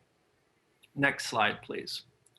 What happens when you don't plan adequately is that you celebrate prematurely, and you may end up walking in different directions, and the agreement that you thought you had accomplished can be torn to shreds. The fabric of that Singapore statement has already been very stretched by events. It's been damaged. It's holding together by a thread, and we need to sew it up as quickly as we can. We need to shore it up as quickly as we can. But we also need to acknowledge that the denuclearization and peace process on the peninsula is going to take time. Final slide, please. I traveled with Joe Biden to the DMZ back in 2001, his first visit to the Korean Peninsula. President Biden, in his pursuit of peace and security on the Korean Peninsula, is going to understand that we have to listen to the lesson of Bill Perry and deal with North Korea as it is, not as we would wish it to be. And we're going to have to be both principled, but we're also going to have to give our diplomats some maneuvering room. It's going to be the job of diplomats in the Biden administration to turn the impossible, the idea of complete denuclearization, removal of North Korea's nuclear weapons, and the forging of a lasting peace agreement. We have to turn something that seems impossible into something that is just very unlikely. That's the job of the diplomats. But it's still going to be difficult, unlikely, hard to accomplish. If this were easy, it would have been done 75 years ago. Let me close my thoughts by simply sharing the memory of Mike Mansfield. Mike Mansfield was not just a leader of our foreign affairs with Asia, but he was also a leader at home on civil rights and voting rights. It was on his watch that those landmark pieces of legislation were passed. And so it's going to be important to remember that as President Biden tries to follow in Mansfield's footsteps with a principled bipartisan foreign policy and one that is rooted in alliances, he's also struggling with major challenges at home, not just COVID and the economics of COVID, but also a race crisis unresolved in 400 years of US history. And so the energy of his administration and the energy of his first term in office is going to be spread thin. And that's why I think there's a role for the ROK to have a leadership role on events on the Korean Peninsula. And it's also why I predict that President Biden will be asking a lot of South Korea in the coming years. And I hope you're ready. Thanks so much. 예, 감사합니다. 북한의 핵 문제와 여러 중요한 이슈들을 중심으로 해서 상세하게 잘 설명을 해주셨습니다. 고맙습니다. 이제 자유토론을 시작을 하겠습니다. 자유토론 시간에는 이 지정 토론자 외에도 온라인으로 참석하고 계시는 모든 의원님들께 발언 기회를 드리고자 합니다. 손을 들어서 표시를 해주시면은 제가 지목해서 발언 기회를 드리도록 하겠습니다. 먼저 고영민 의원님 의견 발표해 주십시오. 예, 안녕하세요. 고영인 국회의원입니다. 저는 우리 미국의 여러 의원님과 또 제누지 재단 대표님한테 여쭤보고 싶습니다. 지금 우리는 미국은 동맹이고 또 우리가 한 목소리를 내야 된다. 이러한 것들은 한편으로 동의를 하면서도 우리가 진정한 동맹과 또 상호 협력을 위해서는 이제 우리가 상대국의 국민의 진정한 염원 또 진정한 그 바램을 어떻게 잘 서로 배려하고 함께하느냐 이게 굉장히 중요하다 이렇게 생각을 하고 있습니다. 그래서 우리가 지금 그 남북 분단이 이제 과거에는 우리 민주주의의 후퇴를 가져오고 또 국방비의 과도한 지출로 인해서 우리가 이제 경제적 어려움 이러한 것들을 가져왔는데요. 우리가 지금 남북 문제를 제대로 진전시키려면 그러한 과거에 머무르지 말고 우리가 굉장히 미래를 향해야 되는데 불안해하고 있습니다. 뭐를 불안해하고 있냐면 아까 말씀드린 과도한 국방비의 지출도 있고 그러한 북의 체제의 안정과 신뢰를 바탕으로 한 우리 남북 국민들의 어떤 경제적 발전 그리고 평화의 발전을 위해서 좀 더 이러한 것들을 이해해 주면서 이 단계를 빨리 풀어 나가기를 좀 바라고 있습니다. 이 부분에 대해서 좀 상호 인식의 차이를 극복할 수 있는 방안이 뭔지 무엇인지 이것을 여쭤보고 싶습니다. 네. 예, 그러면 미국 측의 잔우지 대표님 답변해 주시겠습니까? Thank you. I think probably the Representative Connolly and Kim will have an even better answer, but my suggestion is that, of course, peace and security on the Korean Peninsula has to be translated into an improvement of life for the people of South Korea, for the people of North Korea, and for the people of the United States. People do not pursue peace and security only in the abstract. They want to know, how is it going to change their lives? I believe there will be a peace dividend on the Korean Peninsula that will be beneficial to the people of South Korea and North Korea and the United States. No nation wants to invest in security at the expense of butter. But we cannot have peace and security on the Korean Peninsula without addressing the security challenges that we face. So, as two members of Congress who have chosen to spend a lot of their professional energy on foreign affairs, I think that Representative Connolly and Representative Kim understand that their constituents will not vote for their reelection if the time and energy spent on foreign affairs doesn't translate into a benefit for the United States and for the people of their districts. And this is the same challenge that elected lawmakers have in South Korea as well. We need to make the fruits of peace real for the people of South Korea, but we also urgently need to convince the government of North Korea that the fruits of peace will be real for them as well. 네, 이어서 코널리 의원님께서도 한 말씀 해주시면 감사하겠습니다. Thank you. Thank you. Let me say that certainly one of the things I always talk about here in the United States is how close the North Korea border is to Seoul. Very, very vulnerable in the event of any kind of military violence that could break out. So Americans need to be sensitive about that. They need to understand the very real security concerns that the people living in the South have about any potential outbreak of conflict with the North. However, let me say that I believe you always must operate from strength, and you must never substitute magical thinking for hard, cold reality.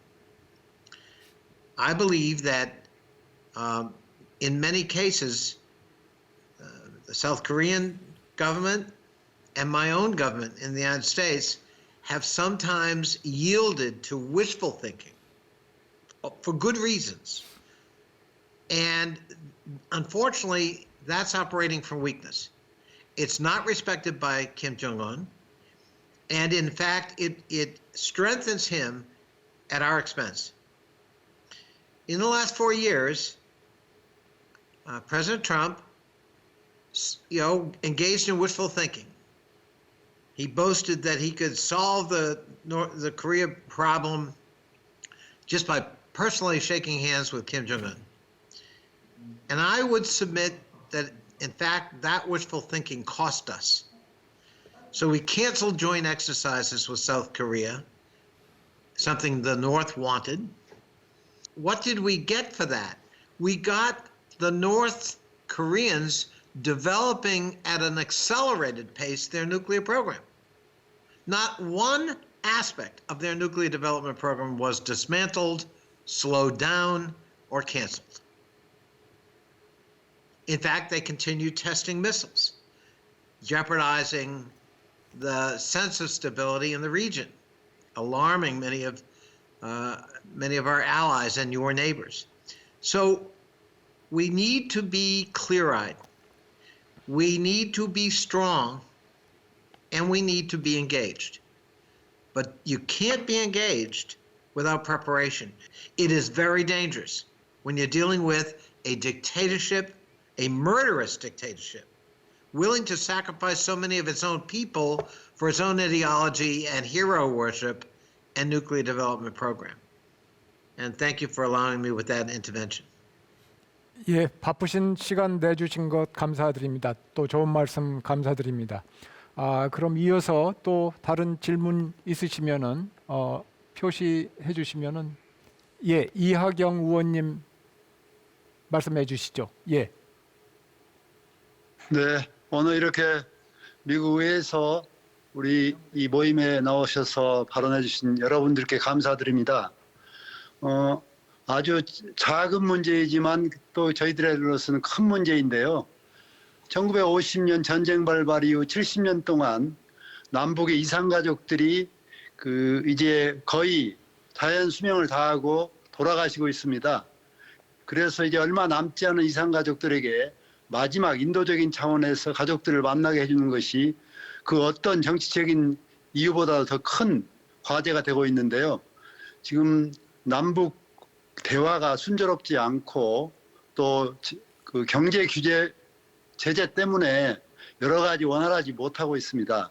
이런 상황에서 이런 문제를 풀기 위해서 미국 의회에서는 어떤 생각을 하시고 있는지 혹시 대답해 주실 수 있으면 어떤 분이 대답해 주시면 고맙겠습니다.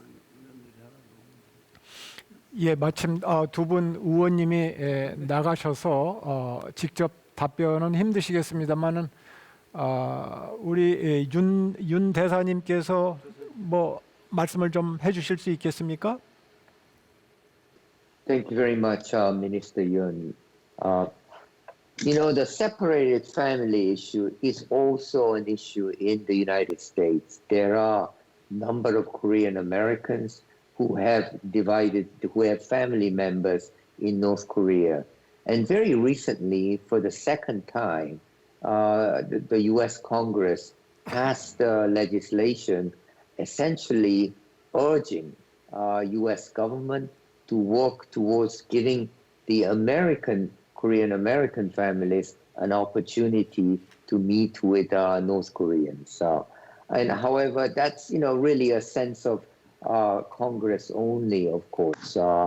Practically speaking, I did work when I was in the special representative position in 2016 and 2017.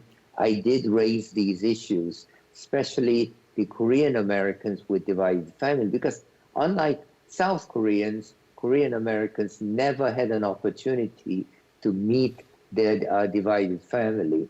So really, I mean, for all concerned, the burden is clearly on North Korea.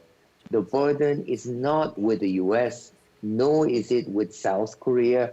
Both governments are hugely encouraging reunion of divided family. So I would say your audience, the responsibility is with Pyongyang. Thank you very much. 네, 감사합니다. 이재정 의원님께서 우리 잔우지 대표님께 질문을 원하십니다. 이재정 의원님 말씀해 주시겠습니까?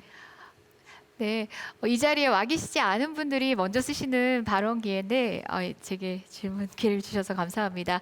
우리 잔우지 대표님한테 말씀 듣고 싶은 내용이 있는데요. 사실 한국 한반도 평화 프로세스의 문제가 이제 2기에 돌입을 했다고 생각합니다. 사실상 CVID라는 말로부터 시작되어서 그다음에 점진적, 단계적 해결이라든지 여러 가지 어떤 레토릭으로 공방이 이루어지고 있는데요. 사실 저는 바이든 상원의원 당시에 우리 잔우지 대표와 함께 고민을 하고 고안을 했었던 CTR 프로그램, 한국형 CTR 프로그램에 대한 잔우지 대표님의 의견이 없는지 짧게만 부탁드립니다. Thank you so much, and it's great to see you again, and thank you for the good question. President Biden has deep experience in arms control talks, and I believe that his approach to the Korean Peninsula will be informed by his appreciation for the non-Lugar comprehensive threat reduction approach toward dealing with Russia and the Soviet Union, transforming nuclear facilities that were a threat to international peace and stability into facilities that are no longer a threat. And this is one of the reasons why I personally am deeply uncomfortable with the CVID language. I think that any realistic approach to North Korea will not involve the complete dismantlement of all of their nuclear expertise. It will and must dismantle their nuclear weapons. But the scientists and the facilities that are peaceful in nature or that could be transformed into peaceful facilities, a CTR approach makes much more sense. Verifiable. Any agreement to get rid of their nuclear weapons has to be verifiable, but every verification regime is imperfect. There is no perfect verifiable regime. And irreversible is a word that makes no sense when you're dealing with a process that involves intellectual capital. No one is suggesting that we're going to kill every North Korean nuclear scientist, so any denuclearization agreement will, of course, be, sadly, reversible. But it's our job to make sure that there is no reason for North Korea to abandon the path of peace and go back to the path of belligerence and constructing nuclear weapons. That's the objective. So I think a CTR approach makes a lot of sense. And I hope that the United States and South Korea will work together to try to embrace confidence building and the transformation of hostile facilities, military facilities into peaceful facilities that pose no threat to anyone. 네, 감사합니다. 예, 그러면 최종윤 의원님 말씀을 하시죠. 예, 저 오늘 이렇게 의미 있는 한미 간의 대화 자리를 만든 게 굉장히 의미 있다고 생각합니다. 지금 바이든 정부 들어서면서 이제 우리가 지금 예측 가능한 남북 문제, 남북미 문제, 북미 문제에 대한 관심이 많습니다. 그런 측면에서 보면 김대중 정부 당시에 그 대포동 미사일 발사로 인해서 굉장히 큰 위기가 도래했을 때 한미 간에 굉장히 중요한 그 설득 과정과 논의를 통해서 그 페리 프로세스라고 하는 그 대북 포용 정책을 만든 경험이 있었습니다. 거기에 굉장히 중요했던 것은 그 한미 간의 그 일기안보 라인과 그런 통일 정책을 전담했던 라인들이 충분한 대화를 통해서 그 과정을 설득력 있게 만든 경험이 있습니다. 그래서 제가 보기에는 지금도 대체적으로는 탑다운 방식으로의 대북 정책은 지금은 아니다라고 하는 공감대 형성된 것 같거든요. 그런 바텀업 방식으로 하게 되면 한미 간의 충분한 조율과 협의를 거쳐서 페리 프로세스와 같은 예측 가능한 한미 그리고 북미와 관련된 또 그 남북미와 관련된 기본적인 프로세스라든지 포용 정책을 만들 필요성이 있다고 생각을 하고요. 또 하나는 지금 굉장히 중요한 게 코로나 문제 때문에 북한이 굉장히 긴장하고 있고 굉장히 코로나가 굉장히 큰 장벽을 만들 수 있다고 생각합니다. 그래서 최근에도 북한이 그 코백스 퍼실리티를 통해 가지고 한 100만 개 백신을 신청을 했습니다. 그래서 이 코로나의 안전과 예방을 위한 사전에 북미라든지 아니면 그 남북이 좀 빠른 시간 내에 전제 없는 좀 대화나 협의를 통해서 코로나 안전과 예방을 위한 조치를 먼저 하고 그것을 통해서 포용 정책에 대한 제시를 통해 가지고 신뢰관계도 회복해 나가면서 궁극적으로는 실질적인 성과를 가질 수 있는 걸 갔으면 좋겠다고 생각이 듭니다. 자, 이런 거에 대한 우리 당국에 계신 분들의 견해를 좀 듣고 싶습니다. Well, thank you very much. I think both representatives raised the issue of humanitarian assistance as it relates to coronavirus as well as other issues. I do believe that Biden administration will be a lot more forthcoming in terms of being more relaxed about humanitarian assistance going into North Korea. The central problem on humanitarian assistance to North Korea is what we call monitoring. What does North Korea do once they get these assistance, goods and material? So let's just take a simple example of vaccines that's going into North Korea. You're right. COVAX has committed. They said North Korea can receive 1 million or more vaccines. However, they are not allowing any monitoring going in. And with no monitoring, I don't see any chance that COVAX will allow their vaccines to go into North Korea. So there has to be an agreement between donors as well as recipients on how the monitoring will be connected. And that's also is a very tricky issue. U.S. has had a lot of problems on monitoring, for example, food assistance during some 15 years ago, as well as during the 90s. So this is an issue at a diplomatic level. We have to negotiate with North Korea on how to implement monitoring. The second question regarding Perry process, we all thought Perry process was very useful. I mean, unfortunately, just as Perry process concluded with good set of recommendations on how the agreed framework may be possibly saved, U.S. was interrupted by an election, very contested election between George W. Bush and Al Gore. And George W. Bush won the election, and they had a review of North Korea policy and a lot of recommendation in Perry process, as well as, of course, the whole idea of whole project of agreed framework was let go. To me, that was a shame, because I do think lot of findings in Perry process could have been implemented, and we would certainly be in better position now had we done that. Thank you very much. 네, 감사합니다. 시간이 다 되어서 이제 마지막으로 한 분 정도 말씀해 주시면 좋겠습니다만은 아까 홍영표 의원님께서 발언 신청을 하셨었는데 말씀하시죠. 시간이 됩니까? 예, 간단하게 해주시면. 예. 네, 오늘 좋은 말씀 많이 들었습니다. 제가 하나 마지막으로 또 강조하고 싶고 또 미국에 계신 전문가들에게 좀 의견을 듣고 싶은 것은 남북 관계에 있어서 특히 이 미국이 한국의 역할에 대한 어떤 기준과 원칙 이런 것들이 사실 확실치가 않습니다. 트럼프 정부에서는 저는 아주 일방적인 그런 관계 속에서 대화가 이루어졌다고 생각합니다. 그래서 바이든 정부에서는 정말 우리 한국 정부가 한반도 프로세스에서 역할을 어떻게 보면 가장 중요한 역할을 해야 된다는 것을 인정할 것인지 정말 한미 간에 긴밀하게 바이든 정부의 새로운 한반도 프로세스를 논의하면서 할 건지 트럼프 정부처럼 일방적으로 진행되지 않을 것인지 그것이 참 우려가 많습니다.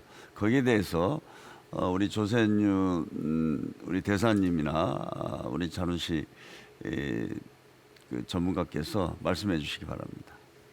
예, 이 질문에 대해서 우리 잔우지 대표님부터 의견을 좀 말씀해 주시죠. 예. Thanks so much for the question. Look, Senator Biden was famous for being the kind of guy who would go down to the Senate floor and be very eloquent in his speeches. But what is less well known about Senator Biden is that he's a great listener. And when he met with Kim Dae-jung in his offices in the year 2001, and then when he traveled to see Kim Dae-jung in Seoul later that summer, he listened. And he listened because the United States doesn't own the Korean Peninsula. It's the Korean Peninsula, not the American Peninsula. And there's nothing that the United States can accomplish on the Korean Peninsula if we are not in close synchronization with our South Korean allies. And when it comes to intra-Korean dialogue between North and South, South Korea must take the lead. The Korean people understand each other better than the American people will ever understand either the DPRK or the ROK. When it comes to the security challenges on the peninsula, the challenge that we face is that South Korea operating alone can never address the security threats that are felt by the North. And the United States is an essential partner with South Korea in addressing peace and security on the Korean Peninsula. So I think that you can trust that as president, Biden won't just permit South Korea to play an active role. He will expect it. He will encourage it. And he will especially look to Seoul to take the lead when it comes to how best to approach North Korea in the interest of peace on the Korean Peninsula. He will be a good listener, and he will study hard, as he always has, so that he can understand the complexities of the Korean Peninsula challenges that we face. So I have enormous faith in him in that regard. 네, 감사합니다. 예, 조셉 윤 대표님 잠깐 말씀해 주시겠습니까? Thank you very much. It's always, to me, when I speak with Frank, Frank is a lot more diplomatic than I am. I am a trained diplomat, but much more frank than Frank. So let me again be quite frank with you, be black and white with you. The basic concern, and I said this before, really in Washington, policies towards North Korea has been bipartisan. There is not a whole bunch of room. What are American policymakers worried about vis-a-vis South Korea. I think right now they're worried about that South Koreans will be too generous with North Korea. That is North Koreans, what they want is money now. And this is why they are after Kaesong as well as Kumgangsan. They want those done because those have been like money machine to them. And we know that providing this kind of easy money to North Korea has led to bigger nuclear programs. So Washington will want to make sure that sanctions regime that are in place are not removed before there is substantial progress with North Korea. So they're worried. Number one, Washington is worried about money flows to North Korea. Second thing is, unlike in US, North Korea issues are very political issues. And so Washington is typically worried, will South Korean government use North Korea for political end? Everyone knows in Washington that presidential election is just over a year away.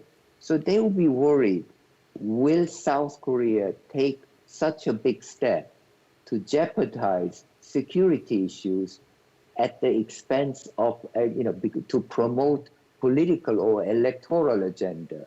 So those are the concerns of Washington. So if you can, as lawmakers, if you can assure your fellow lawmakers as well as the administration that these are not political issues in South Korea, there are good reasons why you need to provide more assistance, revise sanctions and so on, then certainly there will be room for dialogue. But again, I think there will be a difficult issue. Going above that will be difficult.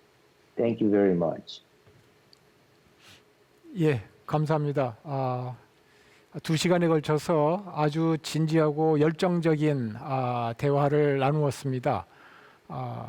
이 많은 중요한 논의가 진행이 되었습니다만 한마디로 제가 느낀 점은 이 한미 동맹이 그동안 70여 년 동안 같이 동행해 왔는데 그때마다 어떤 상황에 따라서 동맹 간의 우선순위의 설정이나 또는 어떤 이슈에 대한 인식에 미묘한 갭이 있는 것은 어쩔 수 없는 것이라고 생각을 합니다.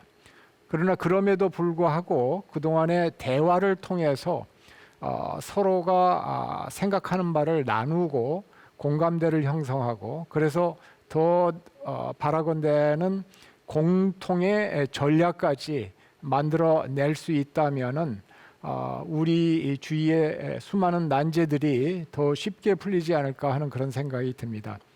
특히 미국에서 그 의회 역할이 대단히 중요한데 오늘처럼 그 의원님들 간의 그 진지한 대화가 그 어느 때보다도 필요한 거 아닌가 하는 그런 생각이 듭니다. 마지막으로 이 대화를 기획하신 이광재 의원님께서 한 말씀 마지막 마무리 말씀을 해주시겠습니다. 네, 모두 수고하셨습니다. 근데 우리가 그 한미가 결국 원보이스를 내야 된다는 건 아마 이론의 여지가 없을 겁니다. 그런데 문제는 상황 인식을 같이 하느냐, 전략적인 구상까지를 같이 하느냐가 중요할 텐데요.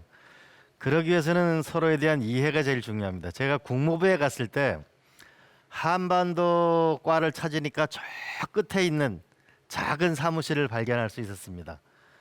그리고 미국 뉴욕타임즈에서 코리아가 어디에 있는가라는 거를 미국 그 뉴욕타임즈 독자들한테 조사를 해보니까 실제로 한 30% 정도만이 코리아가 어디 있는지 맞추는 거죠. 그러니까 결국은 미국과 한국이 서로를 이해하는 채널을 굉장히 다양화해야 되겠다는 생각이 첫 번째 듭니다. 그런 면에서 오늘과 같은 이런 대화가 조금 그 한미 의원과의 대화가 좀 더 주기적일 필요가 있고 조직적일 필요가 있다는 생각이 하나가 들고요. 두 번째로는 그 미국 국회 보좌관들과 한국 국회 보좌관들과의 또 하나의 대화 채널을 가지고 좀 더 다양한 의견과 목소리가 이루어져야만 컨센서스와 전략으로 나아가지 않는가 싶습니다. 두 번째로 코로나와 관련해 가지고는 그 한국은 대량 생산 기술이 있고 이번에 미국은 AI 기반의 모더나를 임상 실험을 하는 것을 세계적인 그 업적을 이뤘는데요.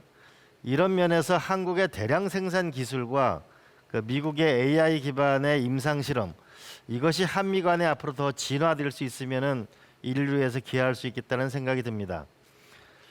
세 번째로는 디지털 협력 분야와 관련해서는 한국은 이 5G 통신망에서 비교적 우위를 보이고 있고 미국은 AI와 위성 분야에서 강점을 보이고 있습니다.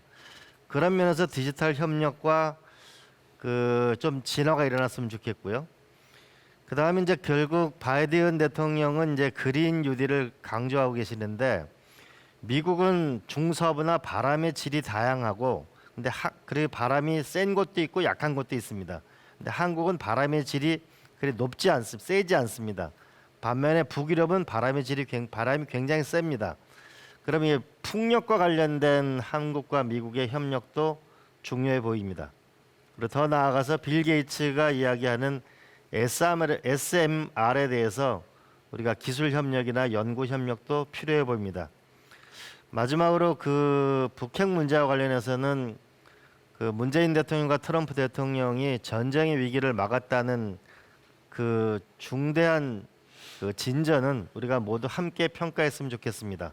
그리고 조셉 선생님이 말씀하신 대로 김정은 위원장이 기다리고 있다. 그래서 미국이 6월 정도 되면 대체로 팀이 다 짜지면 그때는 좀 더 전향적인 메시지가 계획이 있었으면 좋겠습니다.